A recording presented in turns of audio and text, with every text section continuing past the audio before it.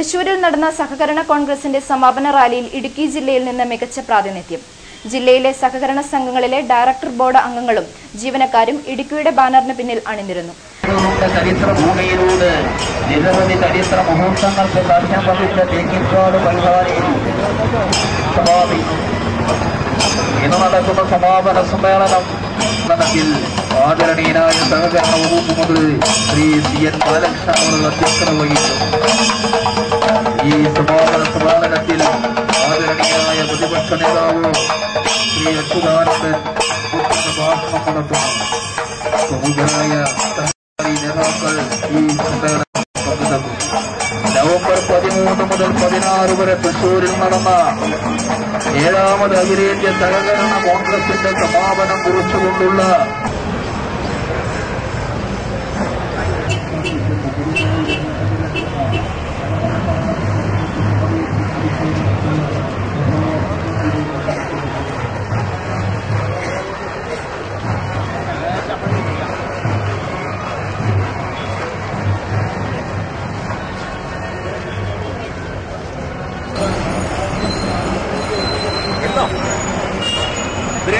പിന്നെ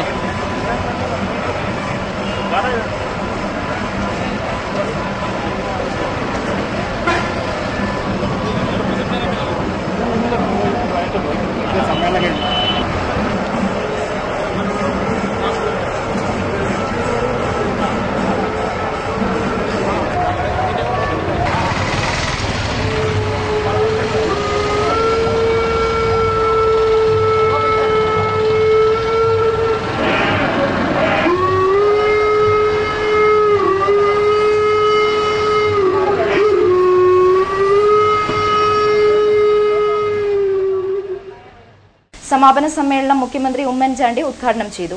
വിദ്യാഭ്യാസ വായ്പയുടെ കാര്യത്തിൽ ഉദാര സമീപനം വേണമെന്ന് അദ്ദേഹം പറഞ്ഞു. വിദ്യാഭ്യാസ രംഗത്ത് ഇന്ന് എല്ലാവർക്കും തുല്യ അവസരം കിട്ടണമെങ്കിൽ, തുല്യമായ ആ അവസരങ്ങൾ പ്രയോജനപ്പെടുത്തണമെങ്കിൽ വിദ്യാഭ്യാസ ലോണിന്റെ കാര്യത്തിൽ ഏറ്റവും ഉദാരമായ ഒരു സമീപനം ഉണ്ടായാൽ മതിയാണ്. ഇന്ന് കേന്ദ്ര ഗവൺമെന്റ് നടപടികൾ സ്വീകരിച്ചിട്ടുണ്ട്. അതിൽ ഏറ്റവും പ്രധാനപ്പെട്ട തീരുമാനം വിദ്യാഭ്യാസ കാലഘട്ടത്തിലെ ഇൻട്രസ്റ്റ് നികുതി കേന്ദ്ര ഗവൺമെന്റ് ഈ വിദ്യാർത്ഥികൾക്ക് വേണ്ടി കൊടുക്കുമെന്നുള്ളതാണ്. നല്ല തീരുമാനമാണ്. 4 കൊല്ലത്തെ കോഴ്സാണെങ്കിൽ ആ 4 കൊല്ലവും പിന്നെ 1 കൊല്ലം കൂളിംഗ് ടൈം, 5 കൊല്ലം വരെയുള്ള പൂർണ്ണമായ ലോണിന്റെ ഇൻട്രസ്റ്റ് കേന്ദ്ര ഗവൺമെന്റ് കൊടുക്കും. പ്രതിപക്ഷ നേതാവ് VS അച്യുതാനന്ദൻ മുഖ്യപ്രഭാഷണം നടത്തി. സഹകരണ മന്ത്രി CN ബാലകൃഷ്ണൻ അധ്യക്ഷനായിരുന്നു. ഇപ്പോൾ കേന്ദ്ര ഗവൺമെന്റ് കൊണ്ടുവന്നിട്ടുള്ള ചില ഭേദഗതികൾ അത് എങ്ങനെ കേരളത്തിലെ ജനങ്ങൾക്കും വിശേഷിച്ച് സഹകാരികൾക്കും ലോഹമുണ്ടാക്കുന്നു എന്നുള്ളത് മനസ്സിലാക്കി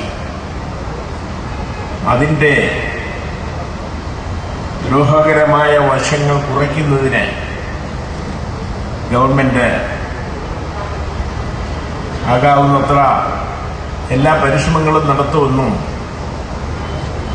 നമ്മുടെ മുഖ്യമന്ത്രി ഇപ്പോൾ ഉദ്ഘാടന സമ്മേളനത്തിൻ്റെ സന്ദർഭത്തിൽ വാഗ്ദാനം ചെയ്തത് ഞാൻ സന്തോഷപൂർവ്വം സ്വീകരിക്കുന്നു. അത് നടപ്പിലാകുമെന്ന് ആശിക്കുന്നു.